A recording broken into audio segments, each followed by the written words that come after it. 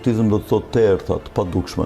Të fsheta. Të fsheta, kupton, të padukshme. Për shembull, kur bëhet një eklips, për shembull, eklipsi i enës, për shembull, që fshihet mbrapa diellit, ai bëhet okult. Ky është kuptimi i padukshëm. Po nuk është se ekziston. Ekziston. Kupton, po është i padukshëm. Pra, me fjalën okultizëm, ne themi diçka që nuk duket ose që logjika racionale nuk ta pranon.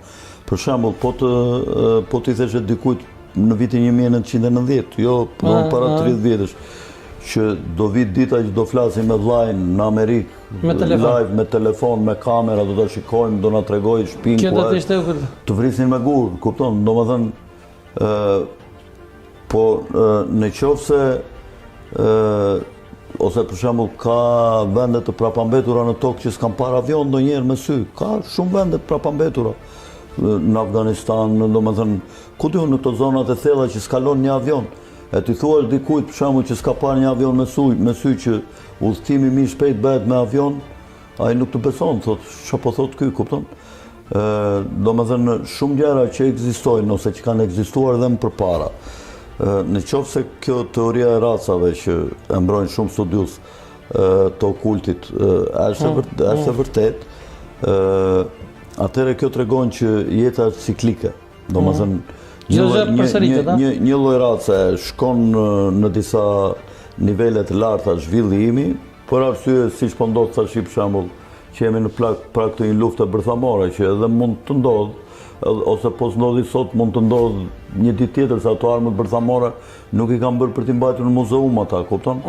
Një ditë edhe mund t'i lëshojnë kundër njëri tjetrit dhe mund të ndodhë një katastrofë e madhe. Për shembull, rusët thonë që ne mund të zhdukim Anglinë me një bombë, thonë në oqean, po ta hedhim atij Atlantik mbi Anglinë, e mbytim gjithë Anglinë me tsunami, thotë që mund të vejë dallga 1800-2000 metra, kupton, ne zhdukim gjithë Anglinë.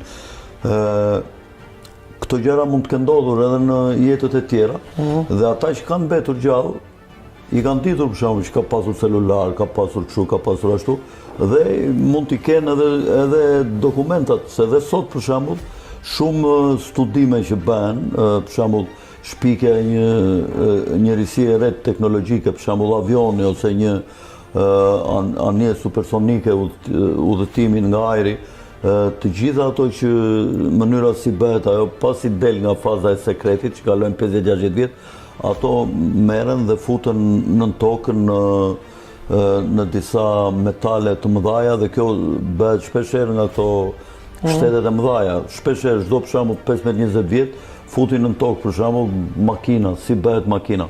Dhe këta mendojnë që një ditë ndoshta për shembull nga një luftë e madhe ose nga një katastrofë që mund të ndodhë, njerëzimi mund të bjerë në një errësirë shumë të madhe dhe ata që do ngelen mund të kthehen në epokën e Shkopit, po ama kur të bien në kontakt me këtë lloj informacioni, kuptojnë që janë brenda, ai do t'i ndihmojë për shembull të bëjë një helikopter, të bëjë një nëndecë, sigurisht. Kështu do të përsëritet prapë jeta.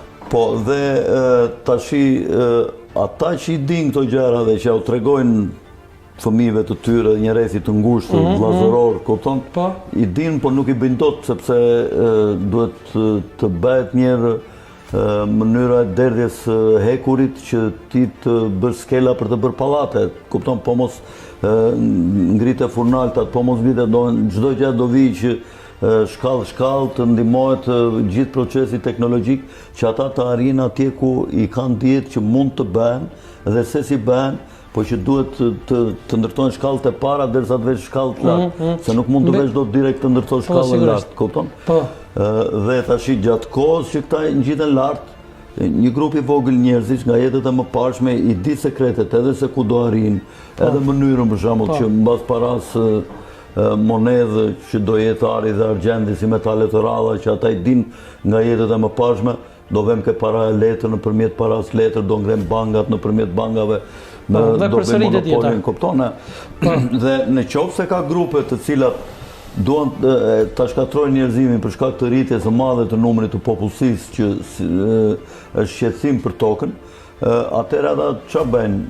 Ndjekin modelet që parat letër të hidhen nëpër qendra të mëdha urbane që gjithë njerëzit të vënë në 2-3 qytete, 80-90%, dhe 10% janë në zona rurale. Dhe në qoftë se nesër ndodh një goditje organizuar me anë bërthamore, të cilat këta njerëz i kanë bërë për të goditur, këta vetë mund të fshihen në tokë për 15 vjet, 20 vjet. Poshtë në tokë ka qytetet mëdhaja të ndërtuara prej tyre, hotele me pesye, me ushqime, me ushqime për 50 vjet, 100 vjet. Antenat i kanë lartë që kontrollojnë, satelitët i kanë që kontrollojnë rreth se si do jenë nga një goditje bërthamore, dhe kur çdo gjë të pastrohet mbas disa muajve ose mbas disa vjetësh, ata dalin dhe fillojnë jetën nga para, duke ditur sekretet.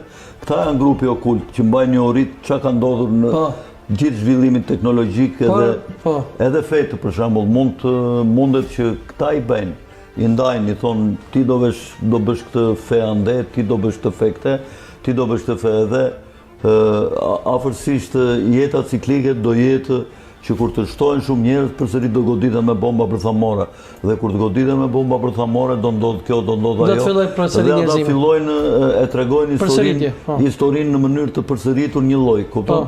Dhe nëpërmjet feve mbajnë njerëzit në luftë, për shembull, luftrat më të mëdha janë zhvilluar gjithmonë nëpërmjet fesë. Dhe në këtë kuptim